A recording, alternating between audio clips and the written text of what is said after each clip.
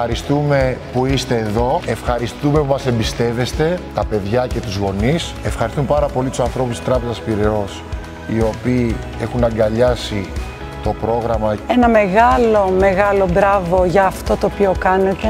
Ένα μεγάλο ευχαριστώ στην Ακαδημία, η οποία με πολύ προσοχή, με πολύ φροντίδα φτιάχνει αυτό το πρόγραμμα, με πολύ ευαισθησία. Να πω ότι είμαστε κοντά σας, ότι η Τράπεζα κάνει ένα πολυδιάστατο πρόγραμμα εταιρικής ευθύνης, το οποίο έχει ονομάσει Equal, για μια κοινωνία ισότιμων ανθρώπων.